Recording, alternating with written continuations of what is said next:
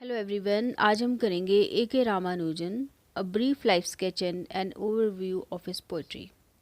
उनका पूरा नाम है अतिपत कृष्ण स्वामी रामानुजन। अभी वो नहीं है। So he was born in 1929 in Mysore, where he went to college and school and college. Later, he studied linguistics at Deccan College, Pune, and went on to a PhD in linguistics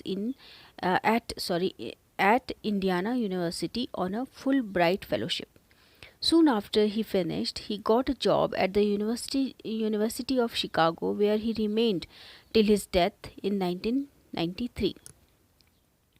When he died, he was the William E.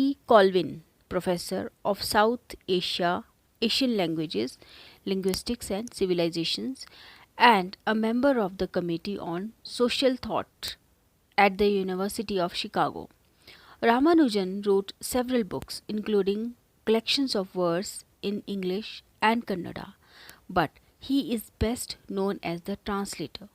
The interior उनके books के नाम है the interior landscape that was published in 1967, Speaking of Shiva 1972, Hymns for the Drowning 1981, and Poems of Love and War 1985 are some of his better known translated works. He also brought U.R. Ananta Murthy's Sanskara international recognition by translating it into English in 1976. Towards the end of his life, Ramanujan turned his attention to another rich area of Indian life and culture, जिसको बोलते हैं folklore. One of his last publications was Folk Tales from India 1994 में जो कि publish हुई थी, a selection of oral narratives from 22 Indian languages. Okay, we find most persistent in Ramanujan's poetry is the element of hardened skepticism. Hardened instead of healthy skepticism, because in the end, it is this lack of commitment which makes his poetry unsatisfactory. Ramanujan's use of tradition too is similarly ironic. In his मतलब उनकी poems में कोई conclusion नहीं होता है, हम सोचते रह जाते हैं कि क्या है, इसके एंड में क्या होगा। मतलब बहुत ही अनसेटिस्फैक्ट्री टाइप की पोइट्री उन्होंने लिखी, वो भी एक ट्विस्ट के साथ। In this much acclaimed tradition in translation of Tamil and Kannada medieval mystical poetry, he turns the ecstatic utterances of the bhakti poets into clipped and understated modern poetry.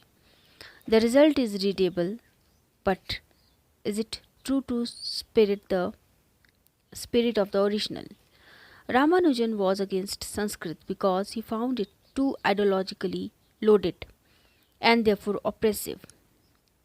From the grand narratives of great traditions, he turned to the more unaffected, homely, and unassuming wisdom of the folk, the vernacular, the local. There is a certain anxiety that informs his poetry. Could this anxiety stem from his own emptiness within?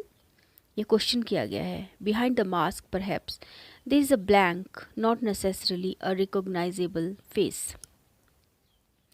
His poetry abounds in the quotidian, the trivial even, but it does convey with a certain dry precision the consequences